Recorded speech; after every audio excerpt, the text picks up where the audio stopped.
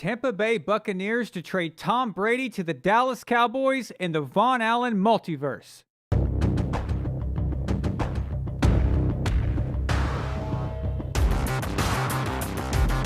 Von Allen Sports. Okay, so here we go. We're going to explore a trade that I think will benefit both teams and make everyone involved very happy. So if you want to skip through my introductory analysis and go straight to the trade proposal first, the timestamp is in the description and the pinned comments. However, I highly recommend you watch all the way through so I can explain the thinking process behind this. So why would the Bucs trade Tom Brady? Well, to begin with, there's already cracks that we know pre-existed before the season even started. Tampa could use a shakeup. I don't think Brady and offensive coordinator Byron Leftwich are on the same page. Plus, Leftwich is really bad at scheming and calling plays for this particular style. The offense is lost at every position. You have guys running routes that don't exist, offensive linemen not knowing their assignments, running backs not following their blockers or just simply going the wrong direction. Brady himself is making mental errors. That's extremely uncharacteristic of him. And most annoyingly, procedural penalties galore. Those are just unacceptable. All of this is preparation. These are the things you work on during the week. There's no shortage of player talent. That's not the issue here. It's the mentality and lack of focus. These guys don't want it right now. They're not grinding. The fault also lies with Todd Bowles as the head coach. He's too nice. He's way too easy to get along with. Now listen, he's a great defensive coordinator, but at this point, they're better off with Bruce Arians as head coach again, and I never thought I'd say that. For example, when Brady wanted to go to Robert Kraft's wedding, Todd Bowles should have said, hell no. Belichick would have told him no. In fact, Bruce Arians may have told him no. Bill Belichick didn't even go to it himself. Now, Tom didn't come back and possibly wreck his marriage just for this garbage that's going on. Brady, out there cussing out his offensive line, each position sectioning off on the sidelines, complaining to each other instead of being one unit and coming together. They should be going over things. It feels like Brady's Patriots from 2019, except that team had no good players. This Bucs team has no excuses. This just isn't working. This particular team with this coaching staff, assuming it stays that way, needs a different vision for the future. But this is about what's best for both teams in this particular trade. The trade proposal.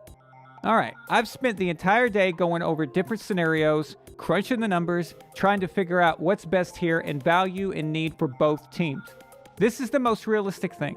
Now remember, this isn't fantasy football or Madden. There's a lot of things that must be considered. So here we go. If we use the Russell Wilson trade or even the Matthew Stafford-Jared Goff trade for reference, this proposal is a better deal than either of those and more realistic. Dak Prescott, even with the struggles as of late, would easily get a first rounder, just as the opening salvo for a trade to a team that needs a quarterback. He still has that type of value. Let's take the Stafford trade. For a guy with volume stats and no relevant winning, the Lions still got a starting quarterback who was a former number 1 overall and 2 first rounders along with a third. Remember, we're not living in non-linear time here. You can't judge the trade at that time based on what you know now. When that trade went down, at that moment, Matthew Stafford hadn't accomplished a damn thing. So Dak Prescott is definitely worth a first rounder as a starting point. The Dallas Cowboys send Dak Prescott and the following draft picks: 2023, 3rd rounder, 5th rounder, and a 6th rounder.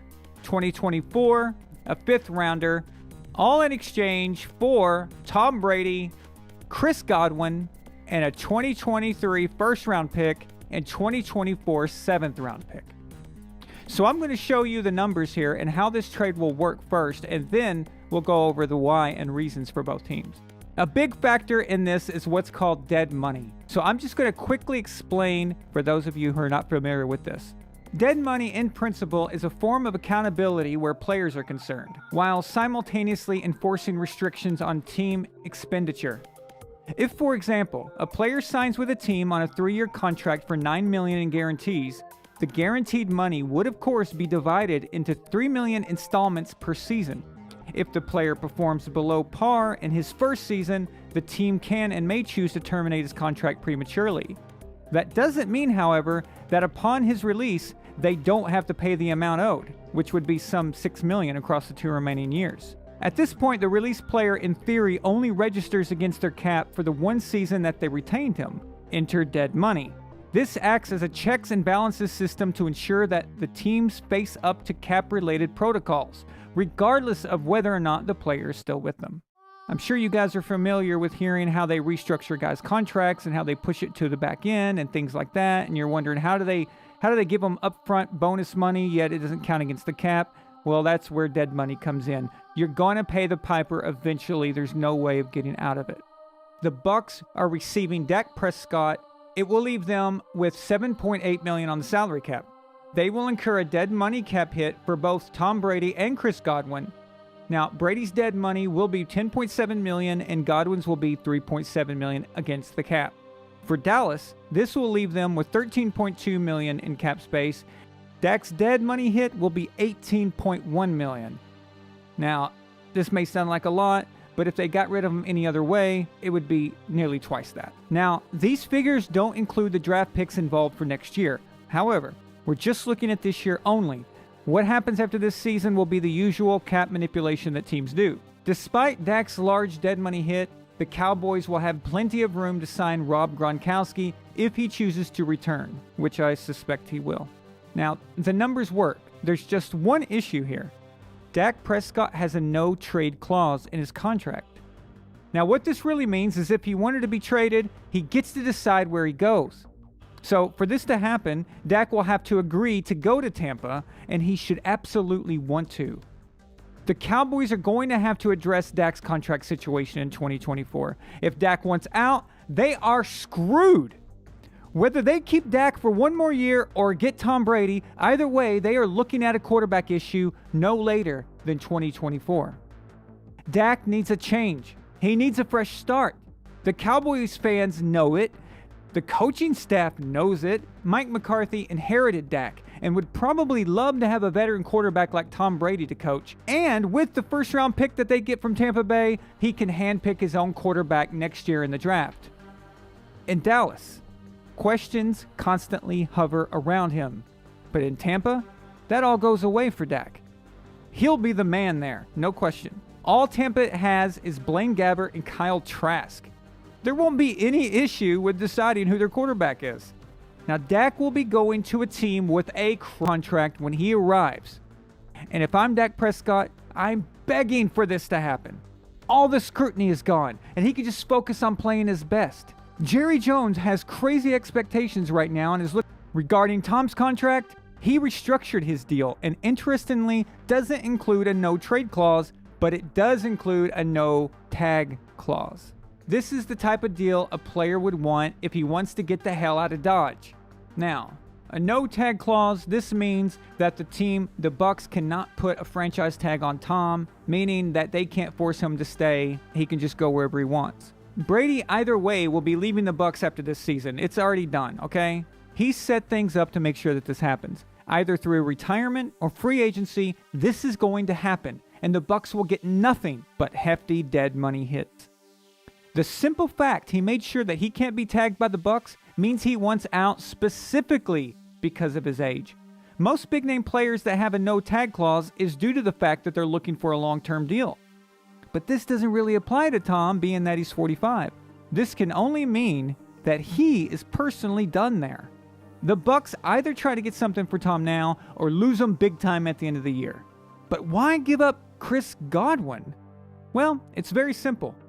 He has 1 year left on his contract with a cap hit of $23.7 million next year. He's going to be gone. Trade him now, lower the dead money hit on him, which would be $11.2 million in 2024 if he leaves in free agency versus only $3 million today if you trade him. Plus, Dallas is not going to do an even quarterback swap, nor should they. Dallas could think of him as a temporary rental, and then he can score big in free agency after 2024. Who knows, maybe he even just gets retained by the Cowboys. Tampa Bay is going to be getting a quarterback that can lead them potentially up to a decade if all goes well. Dak has a lot of football in him. Him being so young, this is kind of a no-brainer. And because of this, they're going to have to give up a first-rounder. In Dallas's position, I would require Tom to sign next year as well, guaranteeing he plays the rest of this year and next year. That would put them in the 4. But now they have the GOAT. The first rounder they get from Tampa, they can just give them the ability to look for a new young quarterback in next year's quarterback-heavy draft. A lot of good prospects are coming down the pipeline, and Dallas will need to get one of them for the long term anyway. Tampa will get a bunch of mid to late round picks in order to capture that receiver to replace Chris Godwin and plug some other areas with some young talent. Let's face it, the Cowboys are in win now mode. Okay, their window is closing. They have the coaching. They have the players. They just need stability at quarterback. They're going to need a sure thing being in the division that they're in with the Eagles and Giants, both teams who are coached extremely well and tough. There's absolutely no problem with Brady's ability. Let me repeat that. There is no problem with Brady's ability. What's going on with him has a lot to do with the Bucs organization as well as his personal issues. But putting Tom on Dallas, he will be reinvigorated and motivated as hell to get to work. Trust me, the chance to win a Super Bowl with a third team is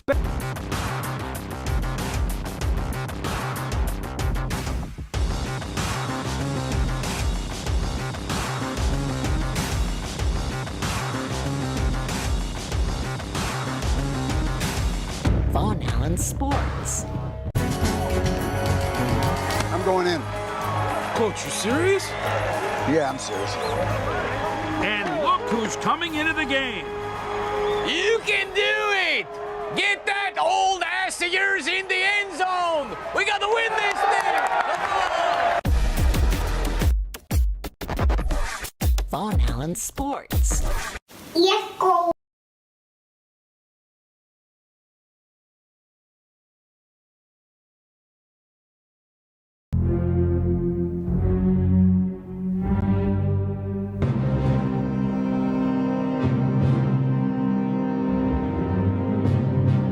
Von Allen Sports.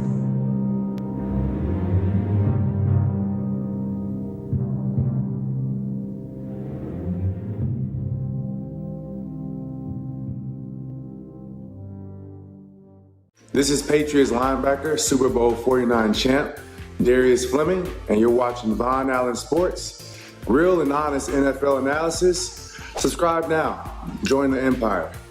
Von Allen Sports, let's go!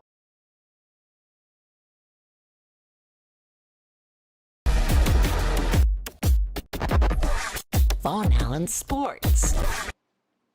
What is up, guys? Man, how y'all doing?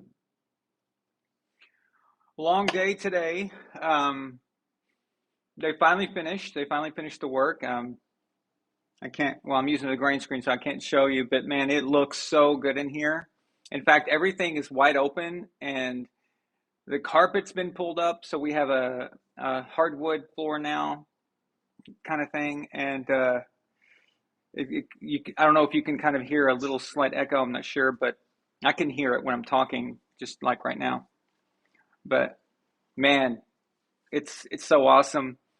We cannot wait to get this finished. So now all we got to do is just move everything back in, start hooking things up the way we want it. And we got big plans for this. So like I told you guys last time, we're going to have like NFL affiliated people. So whether that's former players or people who've worked in the business, maybe even coaches, who knows, if they live here in LA or they're coming to LA, we will try to get a hold of them, for you guys. We'll have a setup for them. We're going to set up a couch with, the microphone coming out of the wall and all that. It is going to be badass, dude. I'm telling you, it's going to be awesome. So we're really excited about that. I thought they would be gone today by about, give me like an hour so I could be on time. But I could tell that they were a little behind on what they were doing. So that's why we're so late tonight. But I thought tonight I have to do it late, or there's no show. Okay, so late is better than no show because you can't do it tomorrow. The games start. So, all right. A lot of you guys were here early. Appreciate it. Gord King was first. Nice job, my friend. And you told me you have a video coming out on your channel about the movie The Fugitive. So, guys, if you want to check that out, go to Gord King's profile and subscribe there, and check that out tomorrow. I'm very eager to see that. I love The Fugitive. I love that movie. It's one of my favorite movies. So, Israel, Brian Magnum, Elf of Courage, John Thomas Chavez, Thomas Allen, what's up? Donnie, take a pic. Tyree Vaughn, Rye Davis, what's up, man? Michael Swearingen, welcome.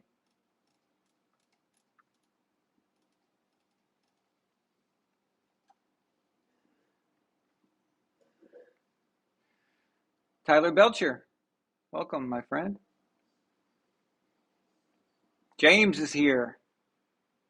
Austin Thomas. Anthony Preston, what's up, guys? How y'all doing? All right, let's see. I think we already have a super chat. Yeah, the Gord King. Speaking of the Gord King. The Gord King sends a $5 super chat and says, after cussing out Kraft earlier this week, maybe this trade would be the perfect FU to him from Jones. Actually, that's actually perfect, man. Yeah. That's, I don't know. Does that work? Actually, no, I think it was better the way it was. Yeah, that's a great idea. Or, I mean, a great point about that. If you wanted to get the Kraft, that would be the ultimate thing. The thing about this trade, if you guys saw the opening there, for those of you who saw it. So I went over this trade a lot. So it took me an entire day to do it. And the reason it does is because you've got to figure out the cap space. You've got to figure out what the dead money hits are. And it's got to make sense. Then you got to figure out the draft picks, what would be reasonable, and look at previous trades is the standard. So that's how they do it. They look at what was given up, what round was given up. So each round has a point value. There's a system called the Fitzgerald system. That has nothing to do with Larry Fitzgerald. It's somebody else, a mathematician guy or something. So anyway, they use a system called that, and it gives points assigned to a draft pick. And so you've got to balance those things and see if it makes sense based on recent precedent. It's not easy. And the one thing I kept getting hung up on was, well, first of all, Dallas is not going to accept a even trade. There's no way. It's just not possible. They know that Dak is worth, at the very minimum, like if they were just really dumb, they could get a first rounder. But in this market, the way it is, with Stafford went for, and seeing what Russell Wilson went for, Dak would easily land several picks, probably 2 first rounders, or a first rounder and maybe 2 second rounders. That's his market value. No matter what you think about him, no matter what we think about him, the trading, like how they assign this stuff, Dak is worth that. There's no even swap. There's no Dak for Tom. That's just crazy, because you've got no commitment, or not no commitment, but you've got a question mark with Tom of his age. You don't know if and when he'll retire. Dak provides you with many more years. So things had to be altered. So that was the Chris Godwin thing. If the Bucs did not want to give up more draft picks than they had already were giving up, the Chris Godwin is actually a sweetener. The thing is that the Bucs are going to lose Chris. They're going to lose him. So he's gone. Unless they're willing to pay him what he's going to be worth at the end of next year, he's gone. So they've got to address that somehow. And in fact, next year he's probably going to be wanting a contract negotiation.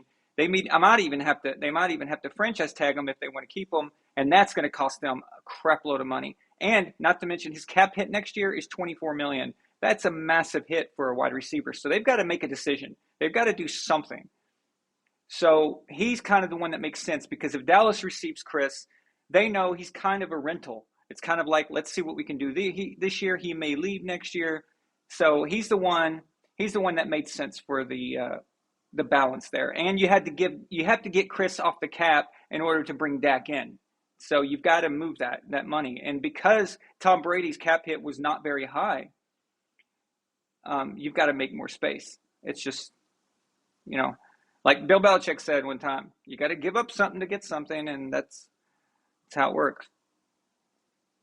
So yeah, that's why I made that comment about this isn't Madden. If you look at it on the computer screen, if you're playing Madden, well, you don't worry about contracts like that. It's fake money that you sign these guys. So you're like, no, I would never trade Dak for Tom Brady and Chris Godwin. But yeah, in the real world, it's actually logical. And Dallas, they are going to be dealing with this. I'm going to correct that. I said 2024. What I meant to say was Dak will be leaving at the end of 2024. That's actually the end of the 2024 season. But it's technically in 2025 when free agency will hit for him. But he's going. He's going to go somewhere. And Dallas needs to figure this out. So either they have Tom Brady or Dak Prescott. Either way, in 2025, they're going to have to solve the quarterback issue there. So it makes sense for both sides. I think Tom needs a fresh start. I think he needs to get away from Tampa Bay. The thing with his wife and his family, everything that's going on, maybe that's just a bad environment. I've had that before. I moved one time to a city, and it was nothing but negativity there, and a lot of weird situations, and I just had to get out. I just had to leave. Like, everything went wrong in that one particular city, and I had to get out of there after 2 years. So it happens sometimes. Sometimes you need a change. And then for Dak going to Tampa, I like this. I think it's a good idea. Will it happen? No, of course not. But it's something that intrigues me. But who knows? Maybe they've thought about it. Maybe they haven't. I'm not sure. But I think it makes sense. It does. As far as discipline, bad discipline, someone, I think Israel might have written that Dallas's discipline's pretty bad. Well, Tampa is not exactly a battleship, or an aircraft carrier when it comes to discipline. I mean, Tampa they're everywhere. They're all over the place. It's a disaster. But Mike McCarthy is a better coach, in my opinion, than Todd Bowles as head coach. So I think that's still fine. I don't think that Mike McCarthy is sold on Dak. You have to understand that when a longtime coach comes back and then he goes to a team, picks a team, he likes to kind of get his own guys. And this has been historically the situation. And we've seen it so many times. You don't want somebody else's pick. You want your guy to be the guy that you handpicked for what you do. And Dak was already there and when he came in. So there's probably that kind of weird situation as well. So, and just think about what Tom brings to Dallas. So Tampa Bay was all out of sorts. They were a turnover machine. They were undisciplined. They'd done stupid stuff constantly. They were just a bad team. It was a miracle they even won 7 games. And Tom comes in and all that's, fixed within a few weeks after the season starts. And you could see it each week. You could see the development and how they were changing. Tom would bring that to Dallas. Tyree, as far as the Cowboys fans hating Tom Brady, let me tell you something. The moment they see that on the screen, that Tom Brady is coming to the Dallas Cowboys with Chris Godwin and then probably Gronk coming out of retirement, if that's a possibility, trust me, they'll love Tom Brady. They'll love him overnight. Overnight, they will be celebrating him, okay? These are the same Cowboys fans that after Drew Bledsoe got benched, they thought Tony Romo was the greatest quarterback that's ever lived. And I remember I used to get in arguments with Dallas Cowboys fans in chat rooms. Yes, I'm that old. They were called chat rooms. And I would tell them that Romo's not the answer here. He's not the Super Bowl guy you're looking for. And I just watched him make so many bonehead plays and bonehead mistakes and stuff. And I'm actually surprised Tony lasted as long as he did in Dallas.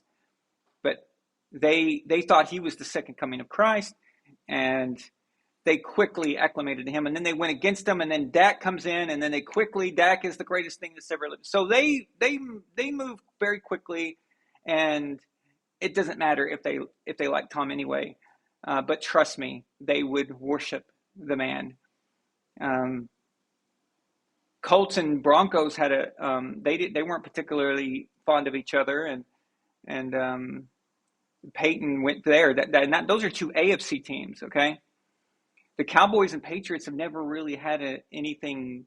There's no connection. It's an AFC NFC thing.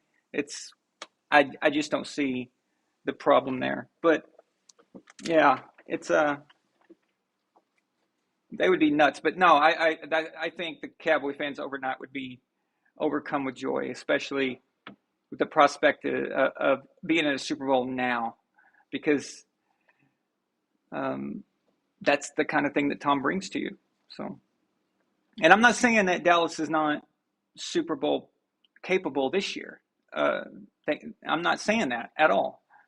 But I just see the strain on Dak with the Dallas media. The fans, the Cowboys fans, are turning against them a bit. Jerry Jones seems to be going cold on Dak in a way. So I don't know. Maybe it's just good for him too. I actually like Dak Prescott. I've always defended him and thought he got too much scrutiny. But honestly, that comes with being the quarterback of the Dallas Cowboys. So when you're a Cowboys quarterback, you do get the scrutiny. You do get everything you do is watched. Everything is paid attention to.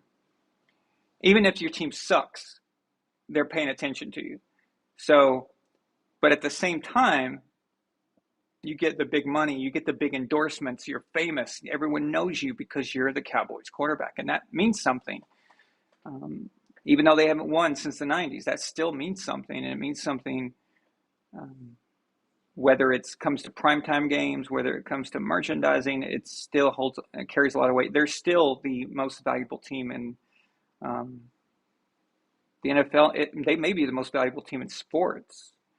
I'm not sure if the Cowboys, maybe the Yankees might be valued similar to the Cowboys, but the point is that the Cowboys are a juggernaut when it comes to that. So imagine the jersey sales for a Tom Brady jersey, a number 12 in a Cowboys jersey. And by the way, there is no number 12 on the Cowboys right now. So that would work out. Nefertiti, you're really cute, okay? You love these things, huh? So Nefertiti sends a super sticker, a pair of character line on the side, raising his arm while he's saying, "How's it going?" Oh, there is. Oh, crap. I'm so sorry, guys.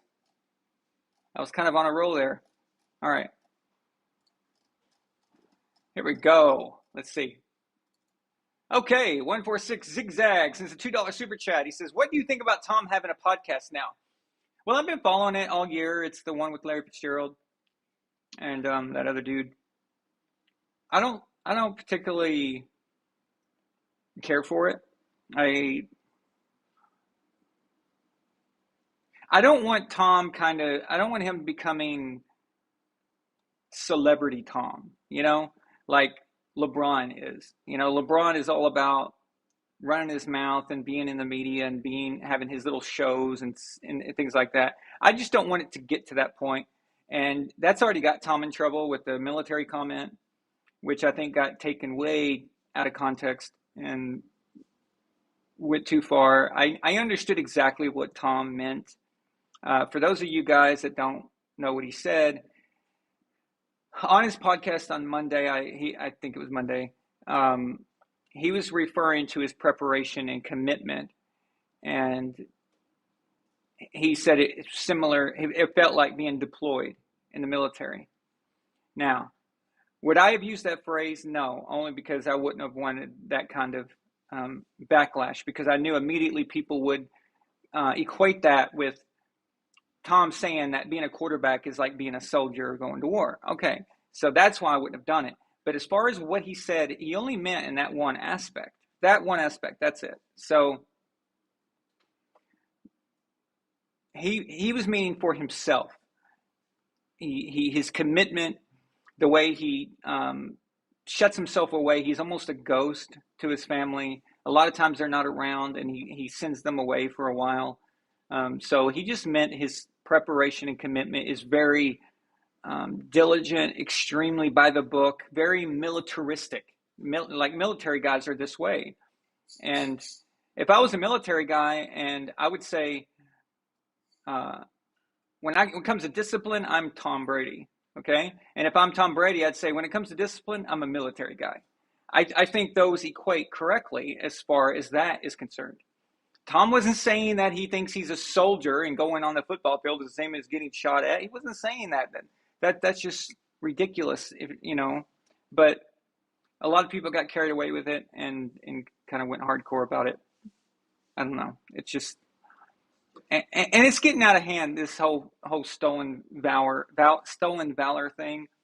I mean, nobody's more pro-military than me. You guys know that. I've spoken about it before. I even have a channel that I want to get going, regarding that. I come from a military family, so, but at the same time, it's like these days you can't say anything at all, and it's getting a bit ridiculous.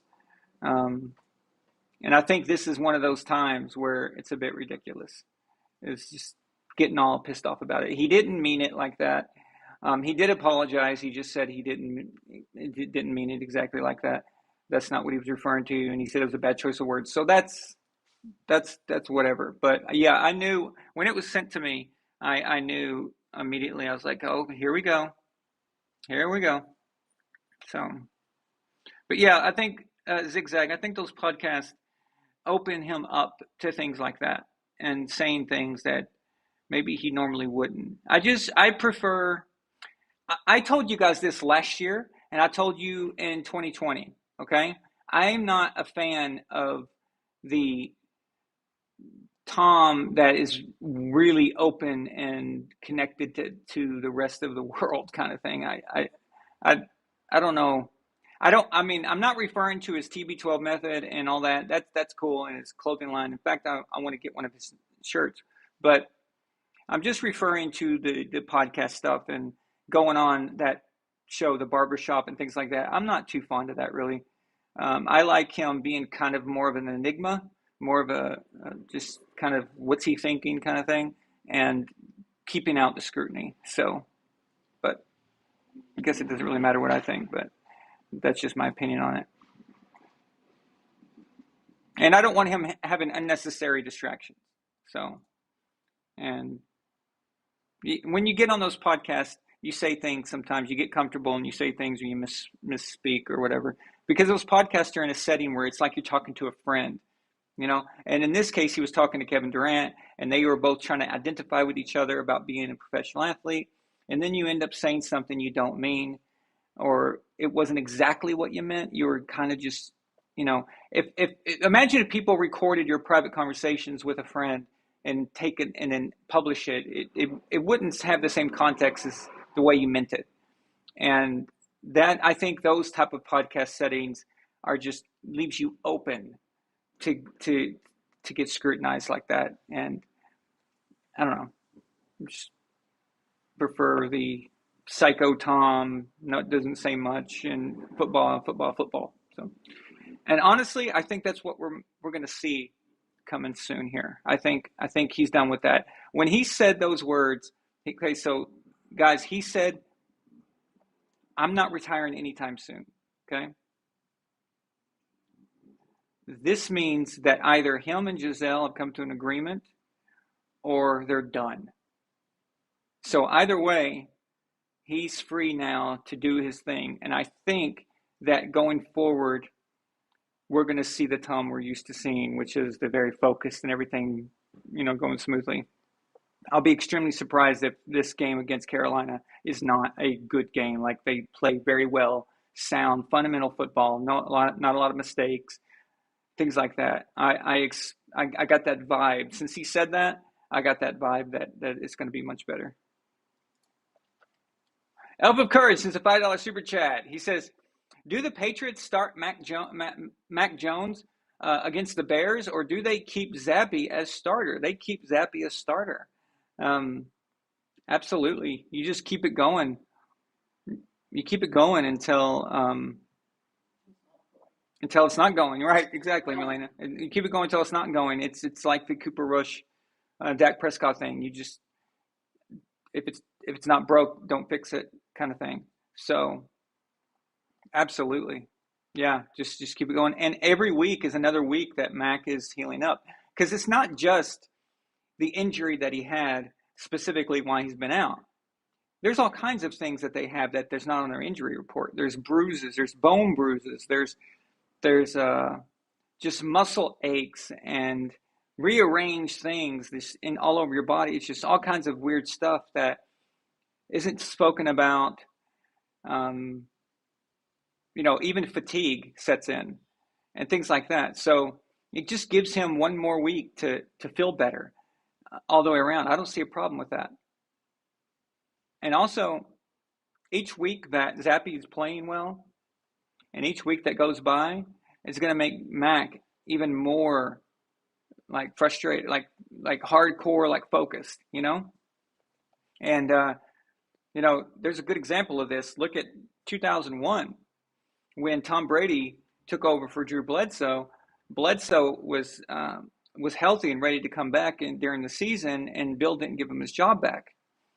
But when Tom got hurt in the first half, at the end of the first half against the Steelers in the AFC Championship game, Drew came in, and you could see he was so on fire. Like, he was focused, he was into it, he was excited. Like, he just came out and he was like, "I'm going to prove, I'm still the man. I've still got it," and all this. And he did an admirable job that day for someone who hadn't played all season, basically, except for a game and a half. So there is something to be said for kind of feeling like, your job is on the line and that you're being slighted. And if Mac is the guy we think he is, and if he is the guy we hope he is, then this will be nothing but positive for him to be focused and have the right mindset. If it works against him and it actually is a detriment, then that means he's weak-minded, and it means he's not the guy for the Patriots. So either way, you find out something. We're going to find out something. And then you got this Zappe kid who could become a very interesting commodity that we didn't expect. And I'll give you an example. If sometime during the season Mac comes back, everybody has seen Zappe play a few games, and he's looked pretty good. So suddenly, a guy that you basically, what did we get him in the third round? I think something like that. But a guy that they've seen him play now all of a sudden has value. He has trade value. So you get something out of it, and even Mac has trade value. So either way, this is a win-win. This is a good situation right now because it's still early in the season. If this was at the end of the season and they're still fighting for a playoff spot and they didn't know who their quarterback was, I would say, okay, well, something's not right here. Something's wrong. So, yeah, definitely keep them until that goes down. So, Nightly Sinister, what's up, Kevin? Thanks for being here, man.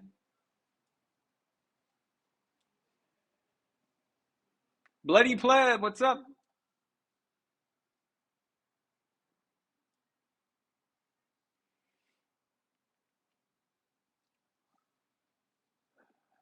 I love his name, by the way. It fits our empire, the Bloody Pleb. It just fits perfect.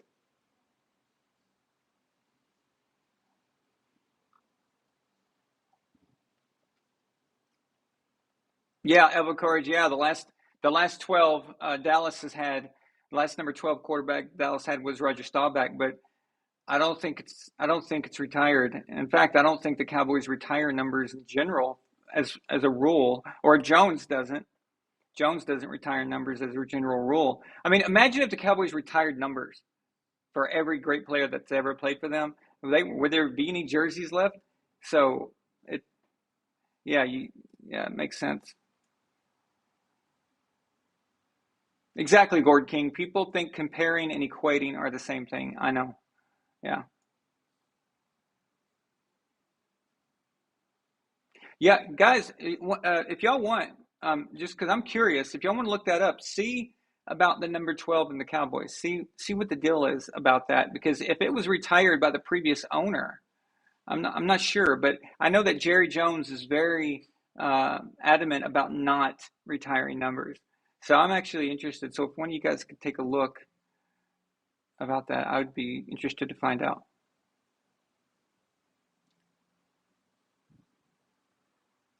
Well, I do know that Roger and Tom, as far as getting along, Roger and Tom have been together before. They've been around each other to talk football and stuff, and they were even together on the greatest 100 players of all time. They were on the same segment with Brett Favre. So, which for the life of me, I cannot figure out why Peyton Manning wasn't a part of that segment. How in the world do you have Brady, Staubach, and Favre, and you don't have Peyton, or Elway or Montana? Like, I don't get it. So, oh my God, Alpha Courage, yes. If Brady went to Dallas Cowboys, Skip Bayless would pass out. He would. I mean, you'd have to like check on him. I mean, two of his favorite things combined. So, I hope, Jalen, as far as the divorce, I'm hoping that they just get it done with. It doesn't sound like she's an easy person to get along with, to be honest with you. And it sounds like she listens to her friends quite a bit in her family. I've experienced this phenomenon myself, so it's not not very constructive, and it means that the relationship is pretty much ended. So, yeah, if that's I don't. I'm never one to condone divorce. I think you should always try to find a way to work it out. But if that's where they're going, I would rather them just get it done. Just don't drag it out for forever. Just get it done. And so either way, I think Tom's focus is now on football. That's the feeling I got.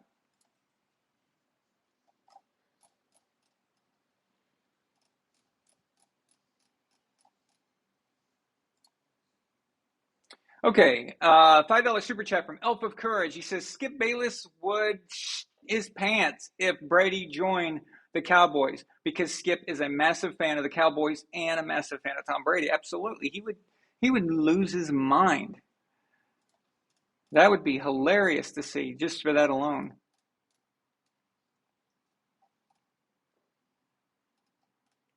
Do I think Brady will hit 100,000 passing yards before he retires?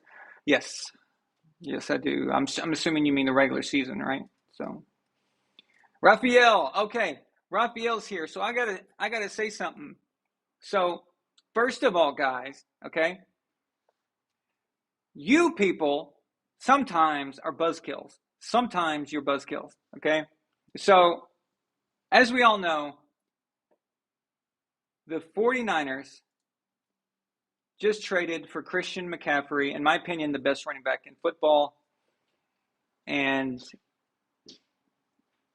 I think it's a great move. Okay, so I got excited about it. I love big trades like this that for teams that make sense. It's like, okay, 49ers are trying to make a run. 49ers are already a good team. Make no mistake, 3-3 doesn't really show what they're capable of doing, in my opinion. But a great team got better. And I was quick to post it. And so I remember I was writing it. I was like, okay, great news. This is cool. I was all excited. And then I was about to write one more sentence at the end. I said, of course, this all depends on if Christian can stay healthy. Okay. And I deleted it. I deleted the line because I was like, you know what?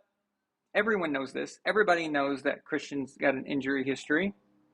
That goes without saying, okay? So I deleted it because I didn't want it to be the buzzkill there. And man, every single comment in the section was like, "Oh yeah, if Christian can't stay healthy, Christian can't stay healthy," and it's like, oh, So I didn't want to be the buzzkill for the trade. That's basically it. But yeah, so let's assume that Christian doesn't get injured and he's healthy. Now, also, let's keep in mind, guys, a lot of times what we call injury prone in some cases, sometimes guys, it's just that way. But a lot of times it's also their workout. It could be the training staff.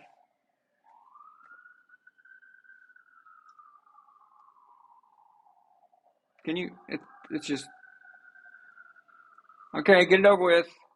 Go arrest or do whatever you want. Go do something somewhere. Go whatever. Yeah. All right. Hang on, guys. No, it'll go away in a second.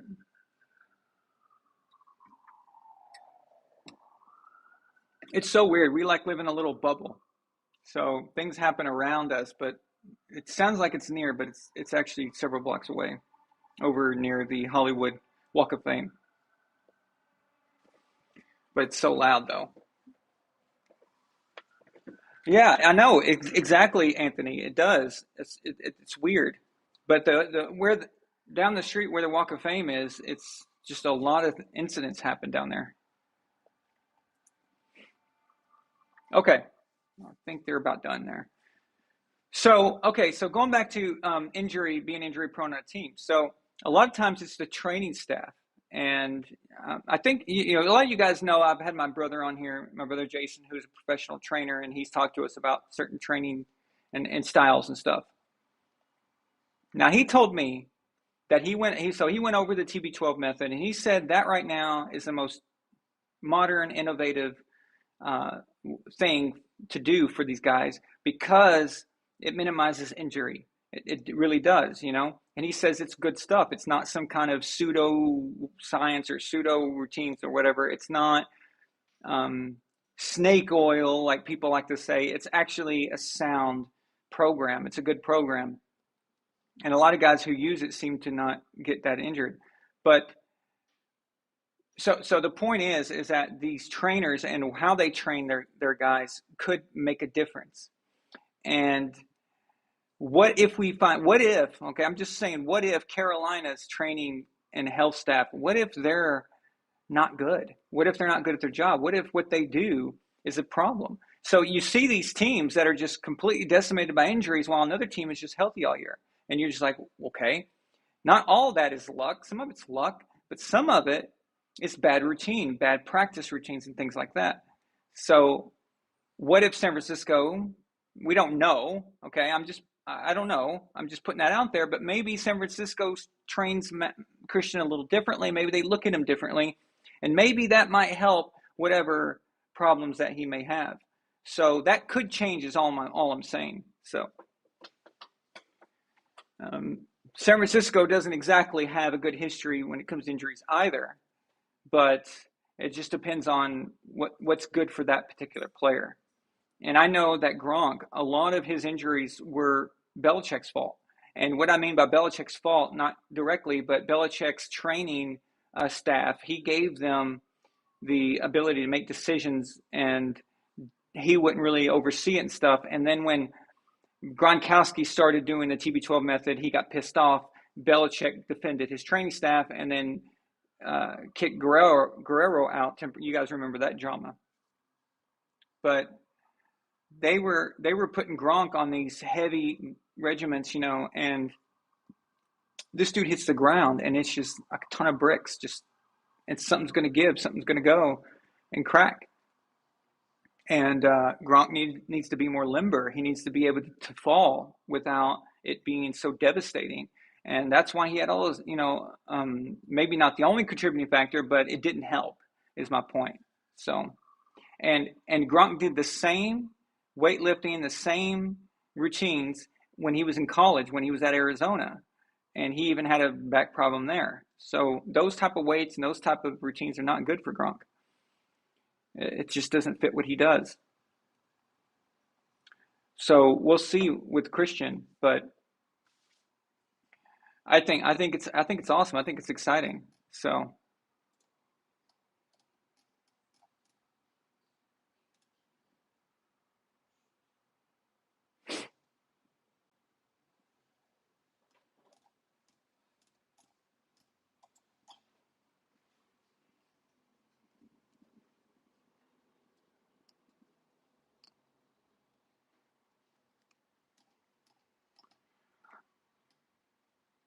Let me go back here.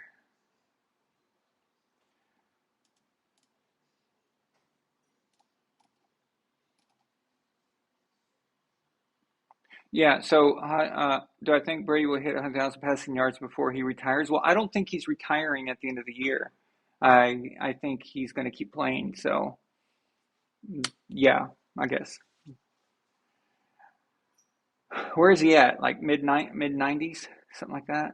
So, yeah, if he just played one more year, I think he'd probably get it, barring anything weird happening. So,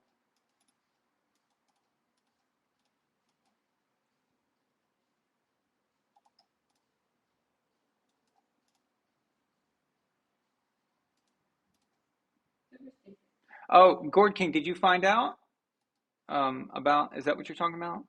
Did you find out about the jersey? Yeah, John. Yeah, if you are you referring to Dallas tried to get Peyton? I mean, Peyton Manning was never going to go to the NFC. He was not, and especially wasn't going to go to the same division as his brother. He just wasn't going to do that. So that was never going to happen. I knew he would go with an AFC team.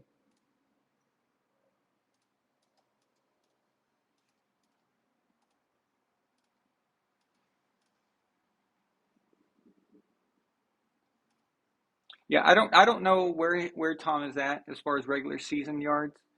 So yeah, but I think he's going to keep playing. So.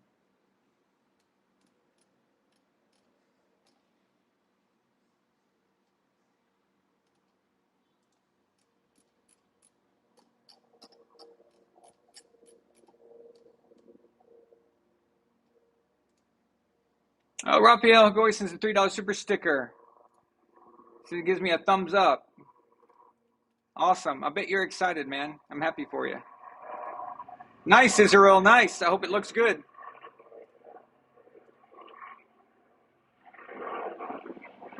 Oh, he's only at 87,000? Dang. Okay. I thought he was farther along than that. Okay. Yeah, Millie, if you can close this window in front of me. The military's been doing a lot of drills, planes, helicopters, and things over the city as of late. I think they think the aliens are coming to invade. It's going to be like that movie Skyline. So, yeah, okay, he's only at 87,000. Okay, that might not happen then. I don't know. That's for just doing regular season. Let's see. That actually might not be possible. He would have to play for a while, several more years. Okay, see, I thought he was in the mid 90s. So I that's the thing. I don't care about career yards. I don't even look at them. I don't. It doesn't. They mean nothing as far as at that level, at Tom's level, Peyton's level, and all that. The career yards that career yards is a product of longevity, but not just longevity, but excellence. Generally speaking, you can have longevity and still get a lot of yards, but when it refers to these type of guys, I don't even it doesn't even matter to me. So I don't really look at it that much. But now, what's impressive would be career yards for playoffs and things like that, because that shows that you've been in a lot of playoff games, and that is impressive. But a guy who's just been around a long time, throws a bunch of yards, I don't really care about that. I mean, there's all kinds of dudes that are going to finish in the top 10. I mean, at some point, if Jared Goff keeps playing and, when he retires in the next, 15 years or whatever he does, he'll have a lot of yards too, And are we ever? I mean, what do you think? It's like he's so great of all time. So I don't care about that. And then also because you have to consider the guys in the back in the day, they don't have as many yards. It's all relevant to.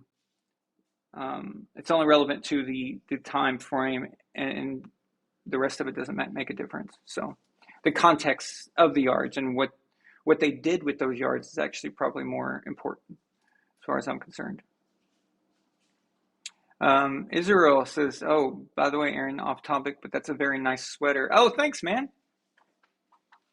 Thank you. I appreciate that. I really like this too. I thought it was very cool when I saw it. So I was like, I got to get that. I don't know what this is. It's some kind of brand. I mean, like, I don't know what that means. Like the spider something. I don't, but I just thought it was awesome.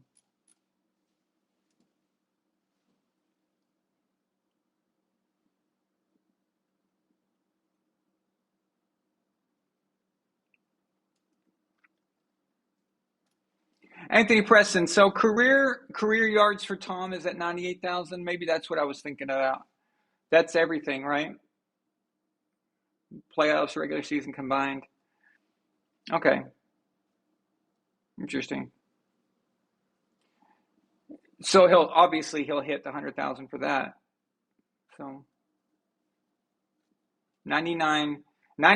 Okay, so Gord King says, okay, regular and postseason combined is at 99,220. Oh, okay. Tom's going to get 100,000 in the next 2 games. You know, I mean, assuming he has 2 good games. Worst case scenario, he'll have it in 3, probably.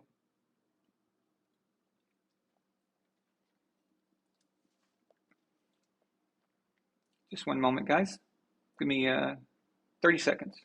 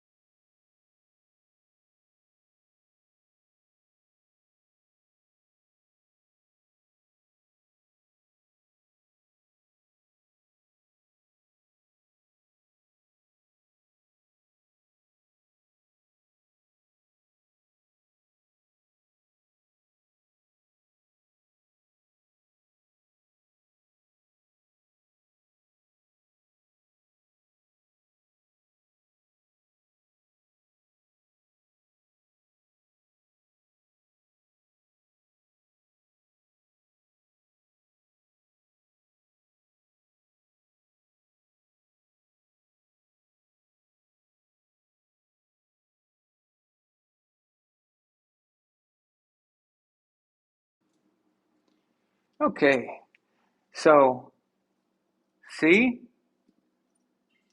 my name's Amelia. It says it right there. It says it on my collar. Nice to meet everybody. I've been in here before. I'm trying to get out. I don't know what my dad's doing to me. Okay, so see, she's got my eye color, but she looks like her mother. She looks like Nefertiti, right? She looks like Milena. You can tell. Yeah. Good kitty cat. Okay, you can go. You can go. Just wanted to show you off to everybody. All right. So, so the schedule next week, I just want to tell you guys, okay, don't move the camera though. Okay, don't move the camera. All right. So the schedule next week is going to be slightly altered. Okay. The normal Tuesday night reaction show is not going to be on Tuesday next week. What's going to happen is this. The Monday night show, there's going to be a Monday night post game, Patriots Bears or Monday Night Football. So that show, the show I'm going to have after Monday Night Football will be the reaction show that's normally on Tuesdays. Okay? There will be no show on Tuesday. On Wednesday, we're going to do an extra show because I have a special guest coming on. Some of you guys might be familiar with him. I'm pretty sure you are. He's a guy named Chiseled Adonis. He's a Steelers fan, but the guy is very cool, very, very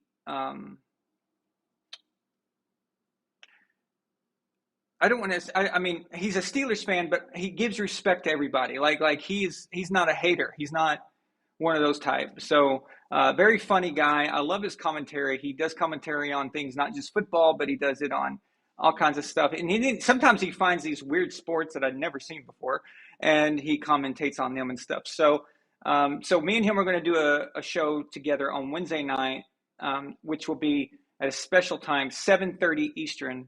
And of course, I'll document all this for you guys so you don't forget. And then, of course, the normal show will be Saturday. After that, we'll be back on schedule. Okay? So, yeah, that'll be cool.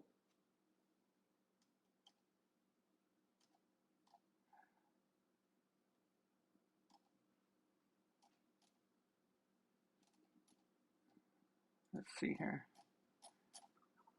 $2 super chat from John Thomas Chavez. He says, "You see that Bears player claim New England's deflating footballs?" Oh, dear God. Okay, well, you know what? Nobody cares what they have to say. I mean, it's the Bears, so. No, I don't know. And I'm so over that kind of thing. Like, it's just so stupid. I thought only Tom Brady did that. So, do they still think he's there or what? You know?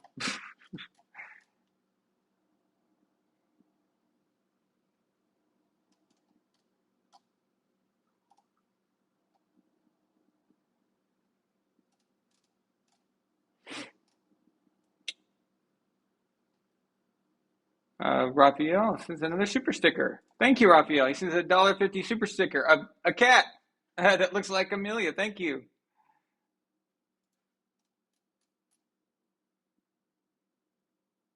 Yeah, Gord King. The Bears are deflating an entire city every week. Yep.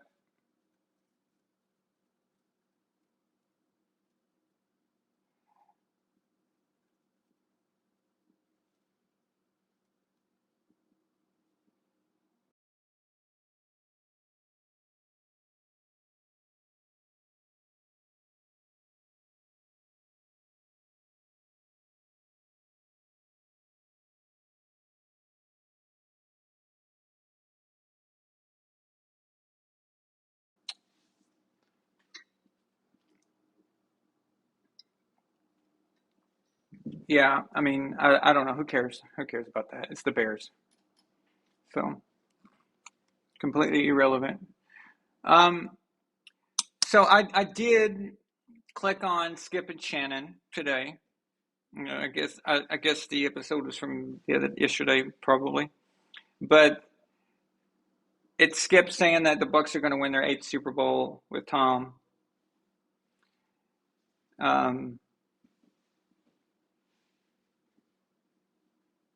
Shannon said something that kind of was annoying because a lot of people say this, and I just want to reiterate. I know it's old news, but still, it still keeps being brought up. Okay. Shannon keeps bringing up the Chiefs Bucks Super Bowl and how Brady got the win over Mahomes, right? And when we talk about quarterbacks and this concept, that is how we do things. It's just how it works, right? And people like Shannon keep saying that, oh, Mahomes' offensive line was a little banged up. Okay. You don't get to say that when you still pick the Chiefs. Okay? It doesn't work. It doesn't work. You can't sit there and before the Super Bowl and say, oh, I'm going with the Chiefs. I'm going with the Chiefs because Patrick Mahomes is that great. He's, we're in Shannon's terms, Patrick Mahomes is the greatest thing I've ever seen. And there's a crap like that. And all these people, Ryan Clark and Chris Sims and these guys, they just love Patrick Mahomes. Okay, fine. But you picked him. You picked the Chiefs. So saying after they got their ass kicked, saying that it was their offensive line and using it as an excuse, you can't do that anymore. Because if you really believed that was a problem, then you should have picked the Bucks. Okay? What this really is that you didn't even think it was going to be that big of a problem because you believed that Patrick Mahomes could overcome that and everything would be just fine. And you underestimated Tom Brady's Bucks. You underestimated them. And you picked the Chiefs. Once you've done that, there's nothing to say after that, okay? And my God, do you have any idea how many people are saying that? The people that picked the Chiefs And they're going back and using that offensive line thing as a problem. Okay, let me tell you something. All teams have injuries, okay? And Andy Reid moved one guy into a spot to cover that spot and shifted everybody into a different position. Instead of just plugging that one guy and changing that one thing, he changed the whole line and shifted everybody. So everybody was out of their normal position. That's somehow Brady's fault?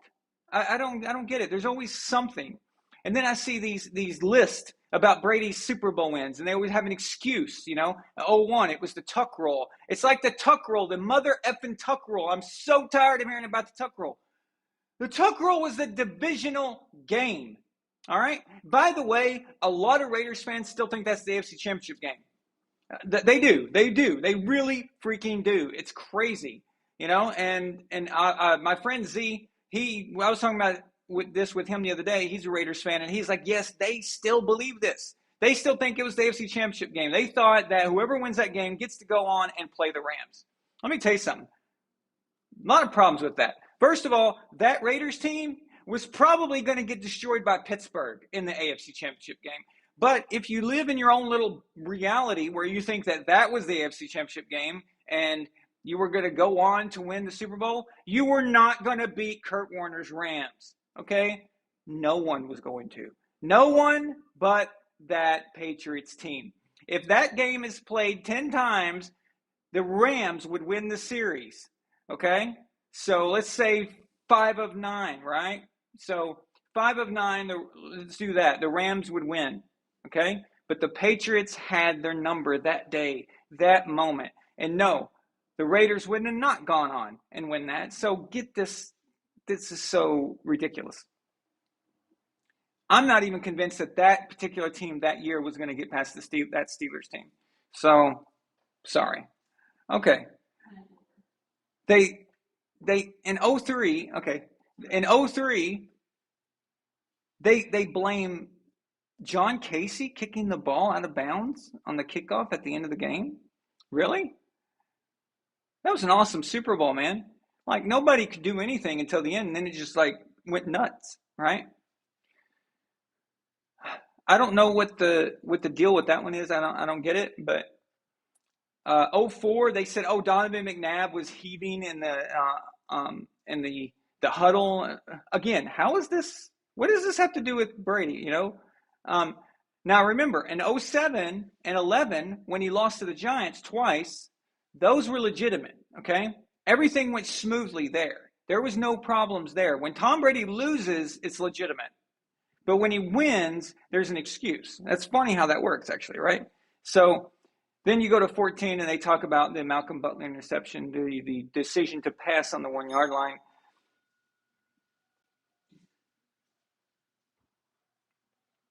Okay, so I taught the cats how to ring a bell when they want a treat, and one of them just rang the bell. So Milena, you're going to have to give them a treat.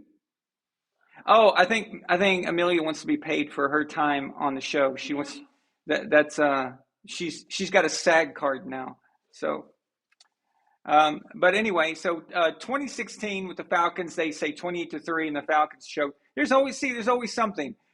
2017 was legitimate, though, okay? 2017 was legitimate. That was all, Tom Brady got owned by Nick Foles, right?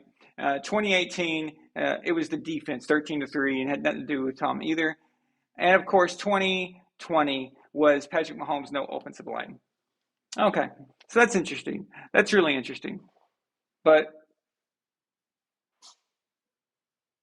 it's interesting how they don't mention that in 2016 Tom didn't have Rob Gronkowski.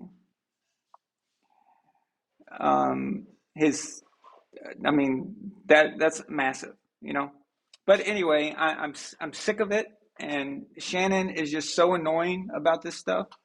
And if you guys go back and if you watch this video, there's a video out there that's got a collection of all the media picking who they picked, especially the one on ESPN. Watch the one with the ESPN employees where they picked who's going to win the Super Bowl, and they were all so sure.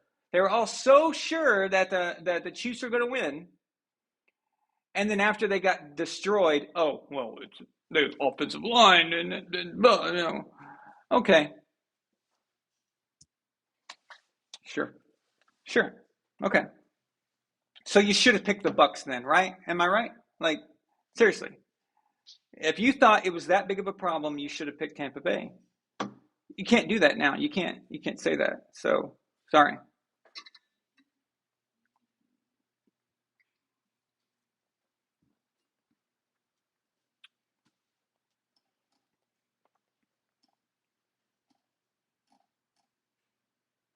You guys ever hear me say when that the reason the Patriots lost to the Eagles is because there was no Julian Edelman and there was no Dante Hightower on defense, and that's why we lost.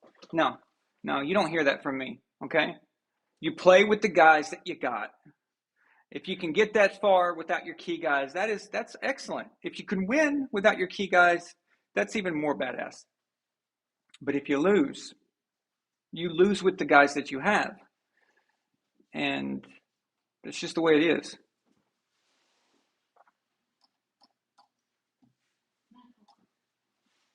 Gotcha.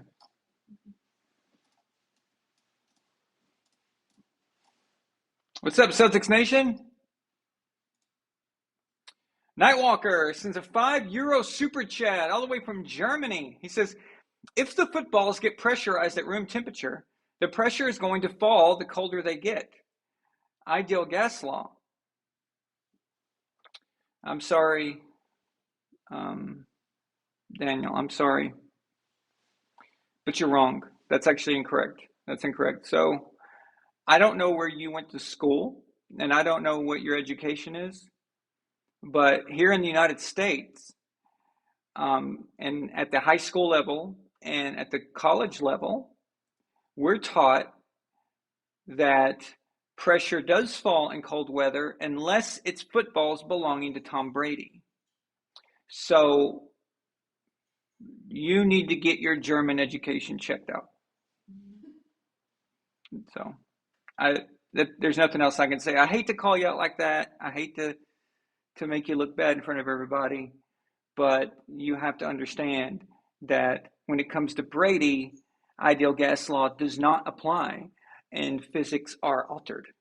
So that's the way it works.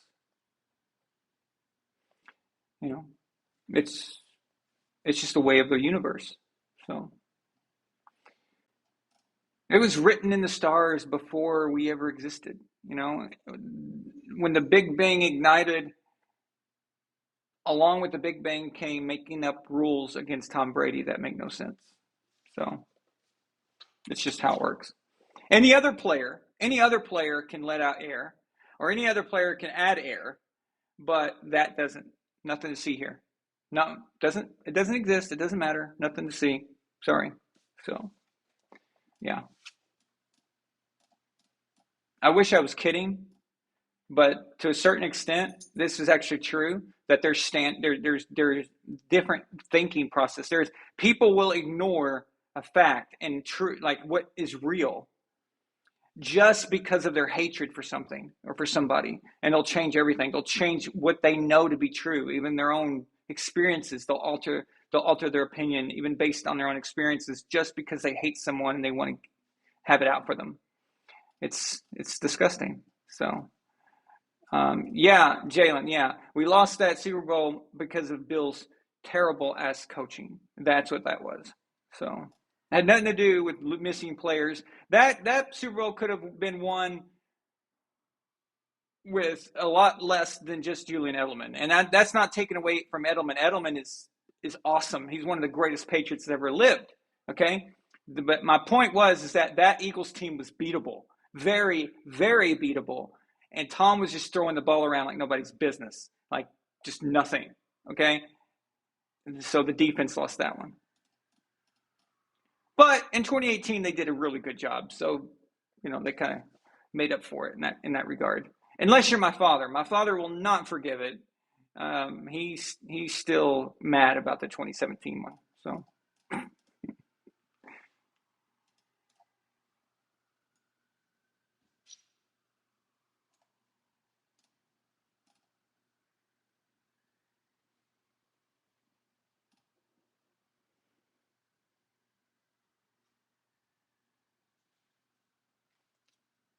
That's right, John. Thanks for thanks for reminding me. So not only did Tom missing Edelman, but he on offense he was missing Cooks after that big hit that was laid out on him. He was laid out and taken out, so he lost Cooks as well. Didn't have him for very long, and Tom was still able to put up 505 yards, which is still a Super Bowl record. So, if you believe that when your quarterback makes the record in yards and throws 505 yards, has a great game, no picks. I think Tom had 3 touchdowns in that game. If you believe that there's no way that they could have lost, I would agree with you. If you would have told me that ahead of time, I thought there's no way.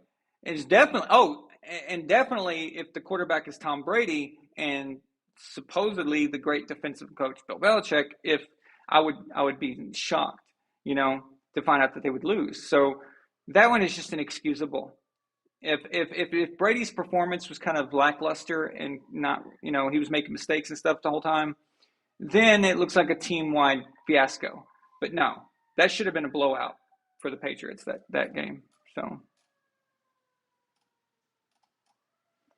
Israel, thank you. Not just a Super Bowl record, but a playoff record.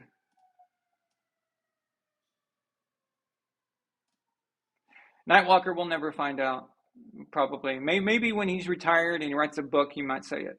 So, yeah, I don't know.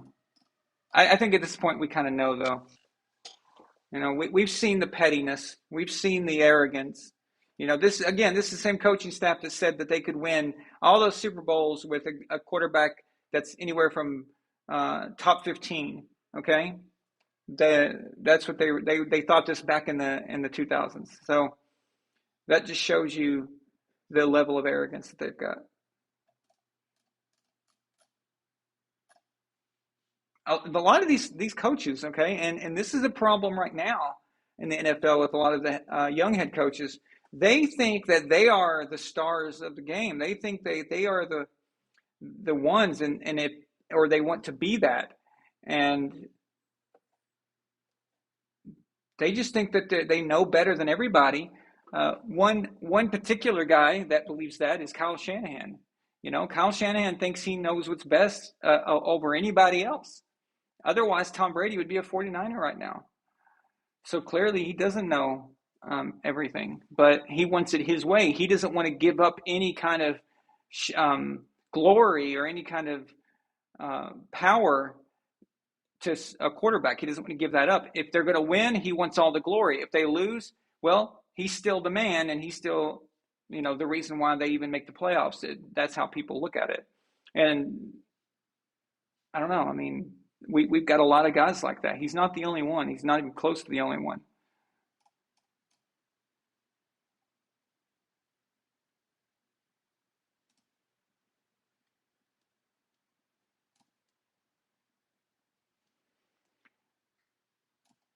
It goes back to the whole thing, guys. I've said it a million times. Coaches, you have to have the quarterback. You have to if you want to win a lot. If you want to just, if you don't have a good quarterback, you better have a legendary defense, okay? And even when you've got that, when those pop up every once in a while, okay? Every once in a while we see those. And you only get like 1 year out of it, usually. It's, you got the 85 Bears. I mean, come on. Jim McMahon was popular, but he wasn't what you would consider, all-time great, whatever, like that. He was okay. You got the Giants that won with Phil Simms, and then a whole separate Giants team, as far as I believe the offense changed quite a bit. And then they won again with Jeff Hostetler, and those are those good defenses, those good Giants defenses. Then, let's see, you had of course, the most famous, the 2000 Ravens with Trent Dilfer. And again, I'm not saying these quarterbacks suck.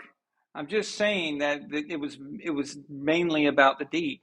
The Bucks from 2002, the Legion of Boom in 2013. I mean, Russell wasn't the player he is now. He was still kind of just like, going through the motions and just not make mistakes and things like that. So you get those one-offs, but you need that quarterback to become elite and to become one of the best in the league at the time. You need that if you're going to keep winning. And a lot of these coaches, they don't think they have to have that. So you can get lucky, you can get those 1 years, but you take the 2000 Ravens, for example. If the Ravens that entire time had just an amazing QB, okay, we're talking what if they had drafted Brady, for example, in 2000? So they won that year in 2000, and so Brady would have been, let's say he's a rookie, let's say that he's playing behind Trent Dilfer and they win, okay? So they won, and then in 01, Trent Dilfer was sent out anyway, and in 01, now Tom Brady's starting. Imagine how much longer that would have lasted. And, so you just, it changes the dynamic completely. So.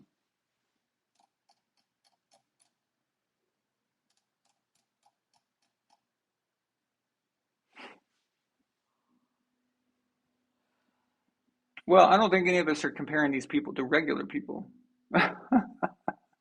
So, if we had to put that caveat in there all the time, then we would never get to the end of these conversations. So that goes without saying.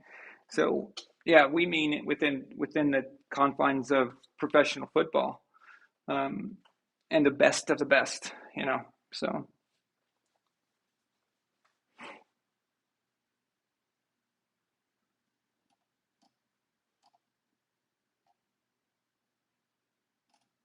Yeah, I think these coaches nowadays, they're trying to be the friend.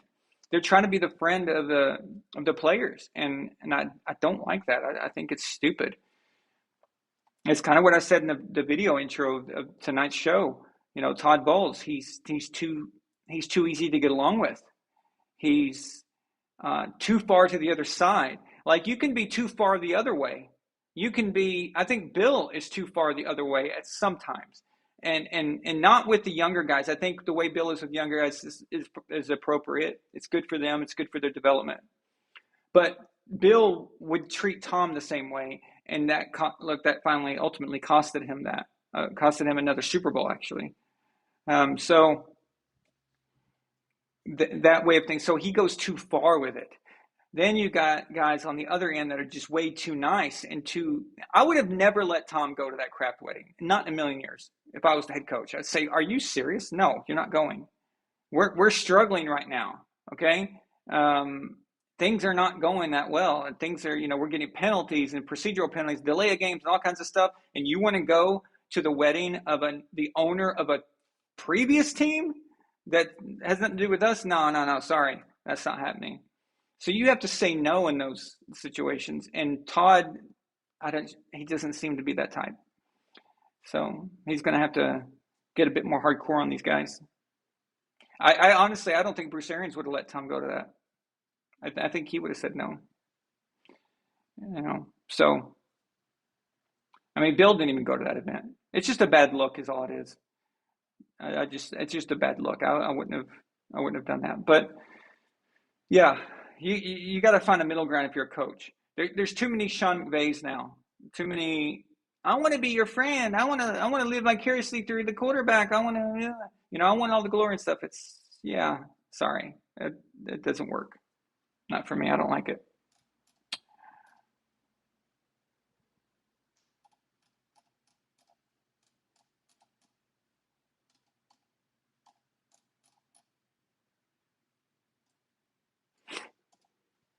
Brandon Staley must be going for being the class nerd who reminds the teacher 10 minutes before the bell that there was supposed to be homework. He's certainly not their friend. Brandon Staley is just a weird person. Like, I don't get him. It seems like every time the Chargers are in position to win a game, he wants to find a way to lose it for them. So, yeah, I mean, I just don't get this guy at all. It's weird.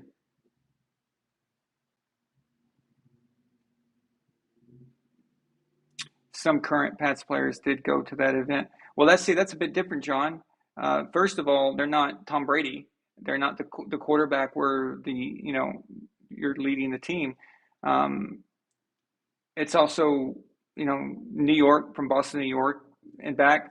It's also they're Pats players. So Robert Kraft is their owner, So it's not a big deal in that regard. But we're talking about Tom Brady, who is in Tampa Bay.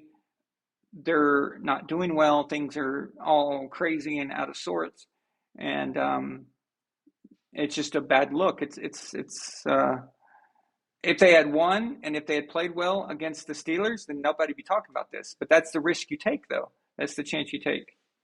So.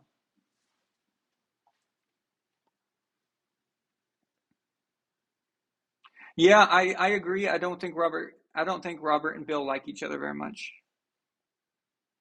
I've seen moments where I thought that Bill was annoyed by Robert as well, and yeah, I think their relationship is kind of awkward, and whatever. But hey, all right. So let's look at tomorrow's games here. So it's getting a bit late now. I don't want to keep you guys all night.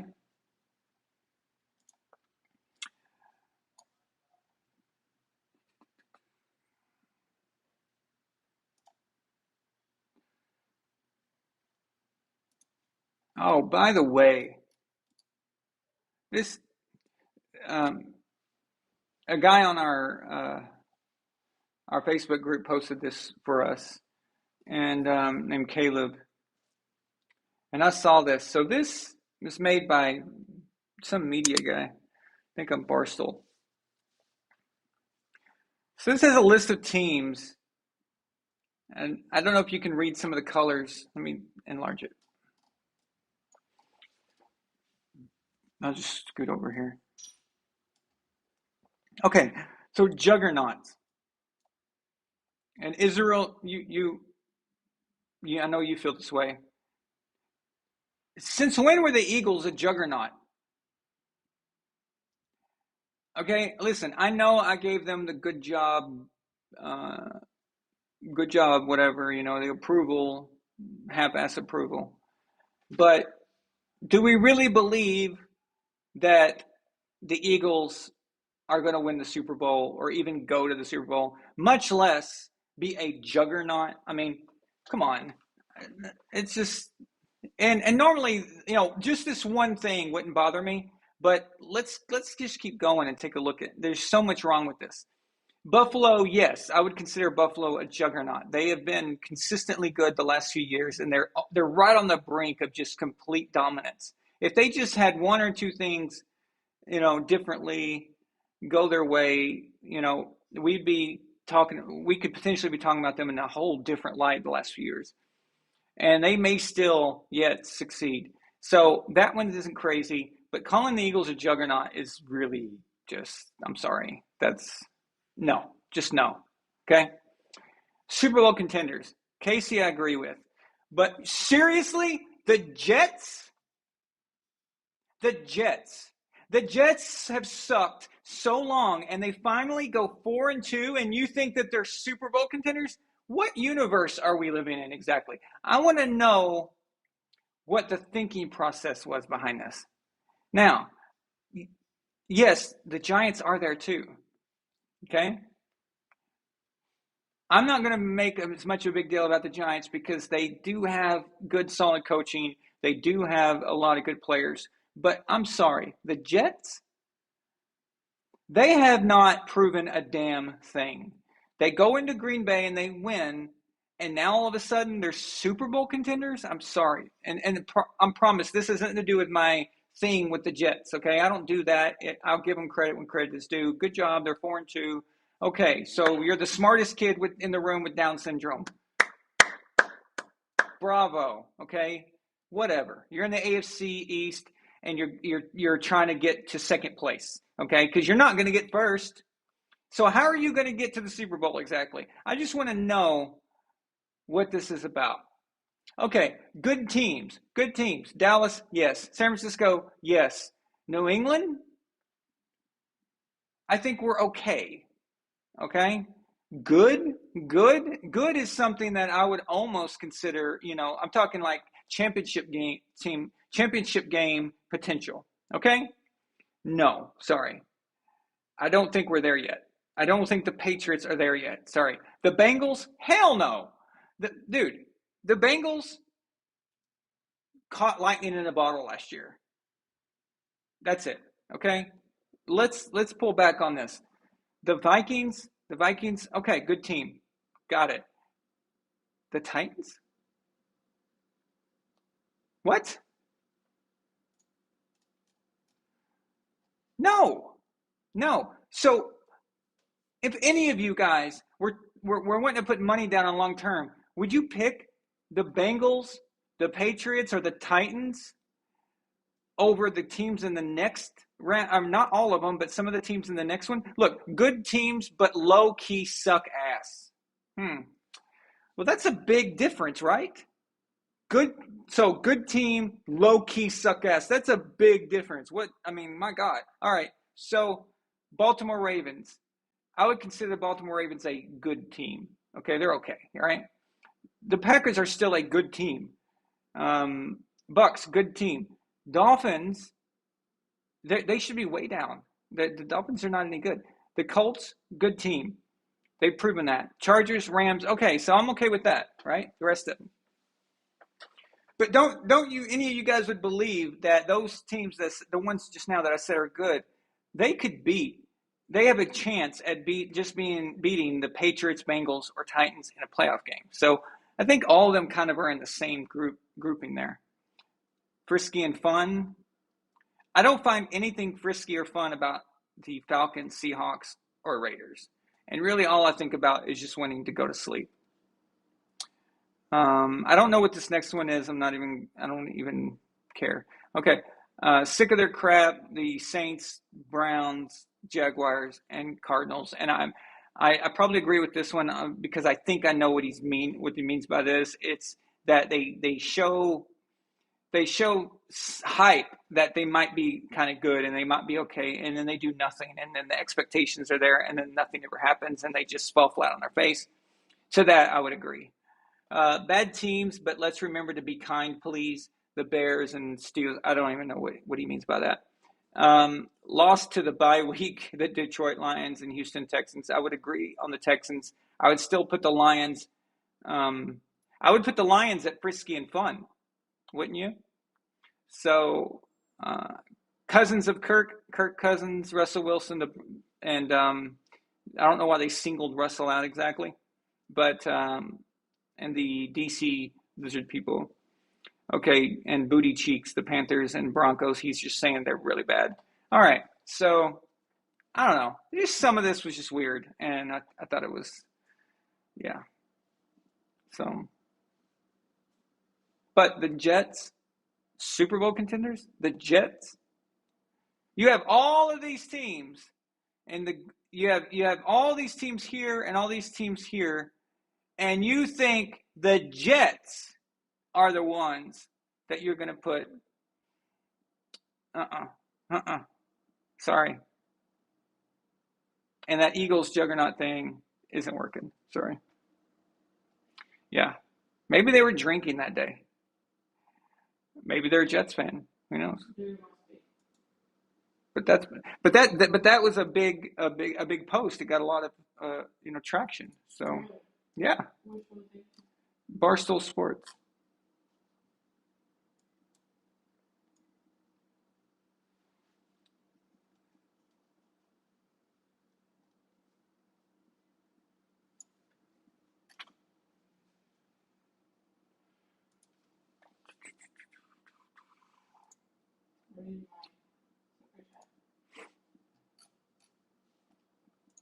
Nepetides, since $5 super chat, she says, and which teams are torque? Let me read it from the original. Which teams are torquey? Torque. Chris Sims, torque. We should make a torque list, actually. Yeah, we gotta do our own. Yeah, let's make a torque list sometime. That'd be fun. All right.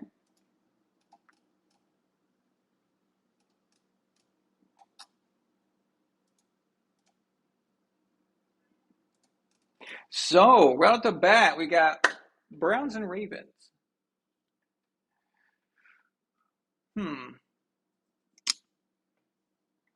I don't, Ravens. Raphael sends a dollar super sticker. Thank you. We can see that. He's referring to the Jets. Okay. Browns at Ravens. Yeah, Ravens are going to win this one.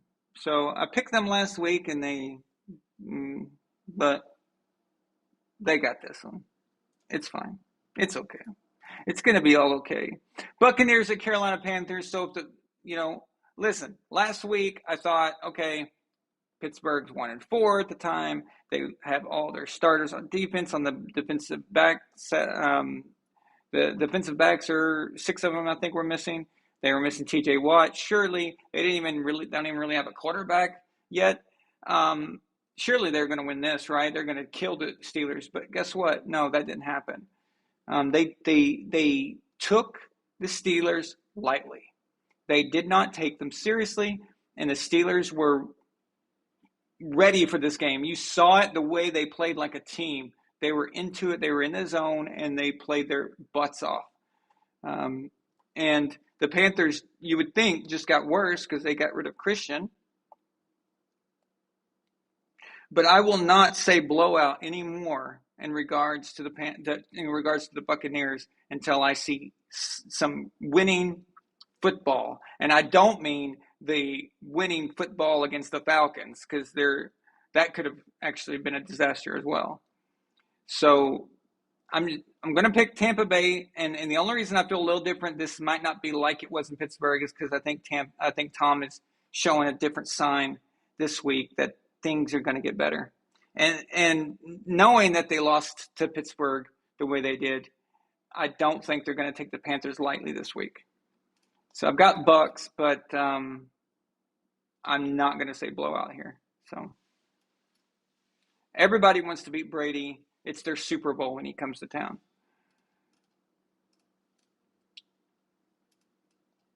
Falcons at Bengals. I think Cincinnati will win this one at home. Lions at Cowboys. This is going to be a fun game. This is going to be good. This is actually going to be better than you think it will. So I still Dak is coming back, but the Lions defense is atrocious. If the Cowboys can't capitalize on that, then they really don't deserve anything anymore, right?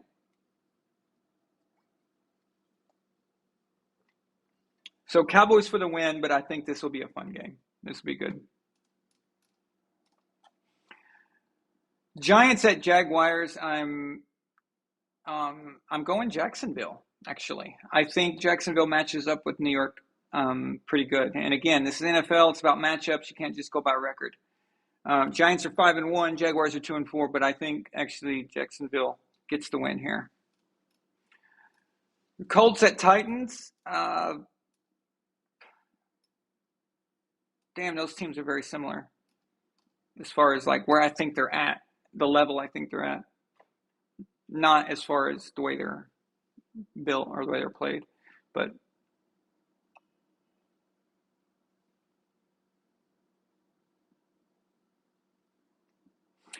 I think the Titans will win that one. Packers at the DC Lizard People. Green Bay is going to take it out on these guys very badly. They're going to redeem their loss to the Jets last week, that embarrassing loss to Lambeau, and they're going to absolutely destroy Washington. Jets at Broncos. See, the Jets may be 4-2. I'm just saying I don't trust them to even go to Denver. I don't trust them blindly, okay, is what I mean. I don't just think, oh, they're 4-2 and the Broncos are struggling, so they're just going to go in there and beat them. And they're not going to. Denver's going to win this. Okay. Houston Texans at the Raiders. The Raiders will get the win. Too easy. The Raiders are good here. All right. Seahawks at Chargers. Yawn. Chargers for the win. As long as their head coach doesn't do something stupid. So here is the game of the week. Okay? So not a lot of great matchups here. Not a lot of really interesting ones as far as what we've seen as of recent. But the Chiefs at 49ers, this is going to be a game right here. So let me check something real quick.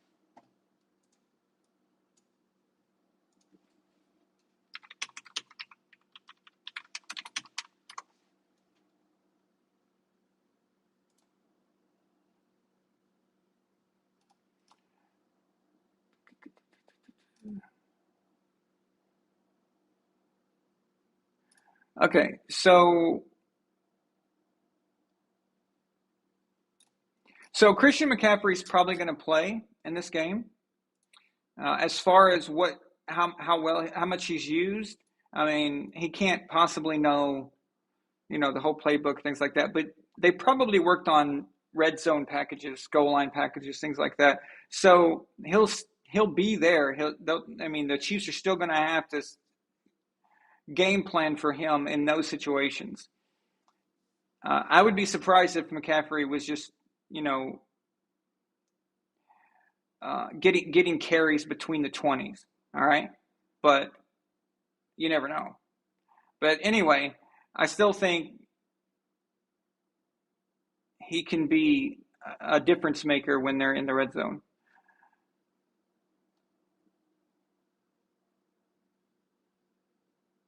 Oh, man, this is a tough one.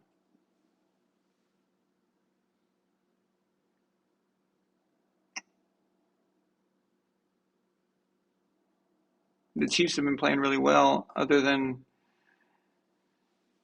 this recent hiccup, but that was against a very good Buffalo team. Let's be honest. But this one's on the road on the West Coast, and the 49ers, I don't know. I think the 49ers are better than what they're producing on the stat sheet. I'm going to go San Francisco here. So I just have a gut feeling that San Francisco is going to win this. And yes, that means Kansas City will lose 2 games in a row. And that doesn't happen very often, but I think it will tomorrow. Sunday Night Football, what is this? The Steelers and Dolphins? This is a Thursday night football matchup. This is one of those. This is one of those garbage games. I don't know why this was scheduled. Even before the season, why would you think that this would be a good schedule? Why would you think that this would be a good matchup? Who thought this? Whatever. Who cares? I'm going Pittsburgh for the win. All right. Easy. So, yawn. Okay. Steelers are usually a good watch, but the Dolphins are just boring. I just think they could have done something better here. Monday Night Football, Bears at Patriots. This is only interesting because it's New England, but we've seen the Bears a few times, and there's nothing special about them. I think we go 4-3. I think New England takes this one, and I think Zappe continues to play well. I would be shocked if the Bears came in and won this game. I can't see it. So, yeah. But I'm really looking forward to that Chiefs 49ers game. That's the game that I'm thinking about. And how in the world was that not the Sunday night game? How did the schedule makers look at the schedule and go, oh, Chiefs and 49ers, we'll put that in the regular time slot. We'll just bury that amongst a bunch of other random games. Steelers and Dolphins, here's a nice piece of shit. Let's put that on NBC. Yeah. No. If this was Ben Roethlisberger's Steelers and this Dolphins team was actually just badass right now, if they're like 5-1, that would make sense. Okay. But really, just, I don't know. No, not right now. I mean, if it was Steelers-Ravens, that would make sense, right? I mean, those two teams hate each other, and it doesn't matter who's on the roster. That's a good game. But yeah, Steelers-Dolphins, yuck. All right. All righty.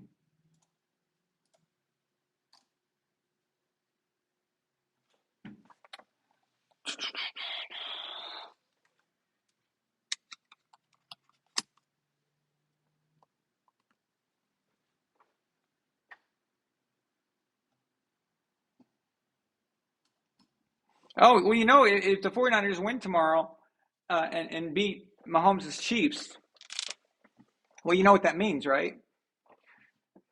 Jimmy G is better than any of those guys ever were. Okay? Jimmy G is better than Brady. Jimmy G is better than Peyton. He's better than Kurt Warner's 99 year and 2001 year. He's better than Marino, Montana, and he's better than Mahomes because that's the standard now, right? So we can all just email Ryan Clark and tell him that.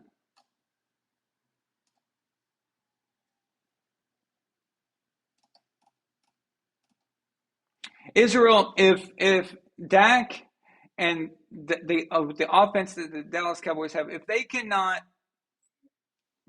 rack up the scoreboard on that Lions defense, they're in trouble. Okay, so you got a lot more to worry about if that happens. That they should be able to be fine. They should be fine. So I think it's going to be a high scoring game, but they should be able to keep up. If not, then yeah, but I do think it's going to be a fun game. I think Dallas will they'll edge it out. So wait a minute, what? Russell Wilson is not playing. Hang on.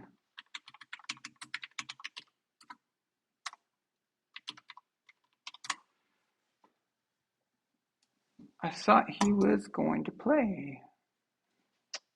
Hang on. Oh, come on. He was a game time decision, and now all of a sudden he's not playing? Oh, barf. All right.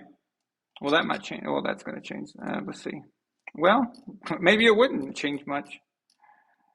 Okay. I'm going to revise my Jets Broncos pick. Okay. So I'm gonna change that, and I'm gonna say the Jets win over Denver.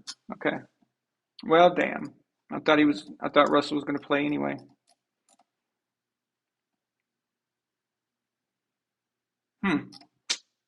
Okay. All righty. So, well, there you go. That made it easy, didn't it?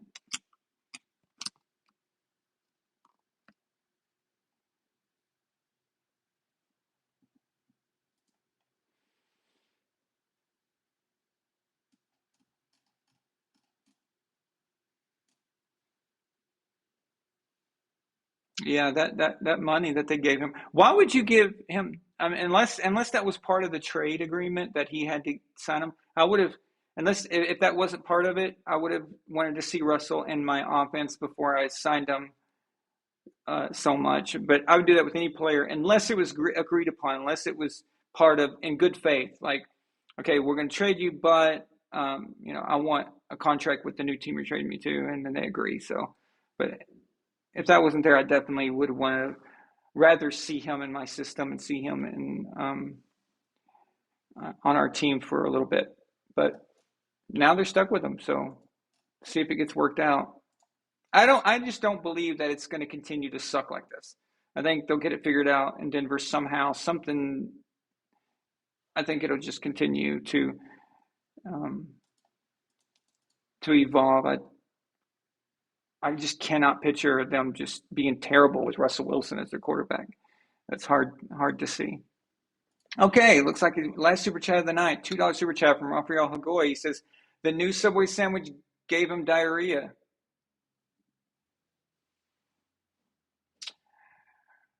And then, yeah, maybe that's why he's out. So maybe they're lying about his hamstring. So maybe they were lying about his throwing hand or his shoulder. Remember, they said that a few weeks ago. So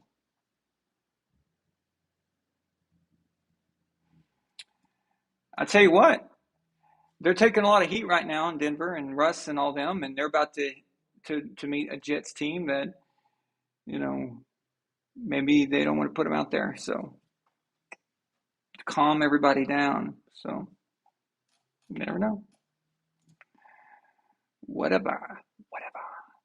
All right, guys, thank you so much. I really appreciate you being here tonight. And I had a lot of fun. I know we were getting on here a little late, but better late than never. So don't forget, Monday night is the reaction show, not Tuesday. Monday night after the Pats game. And then on Wednesday, we'll have a special show where with a special guest, the Chiseled Adonis will be joining me. Okay? So see you then, guys. Have a fun weekend and a great set of games. And I will see you then. All right? Thank you so much, guys. I appreciate it. Bye.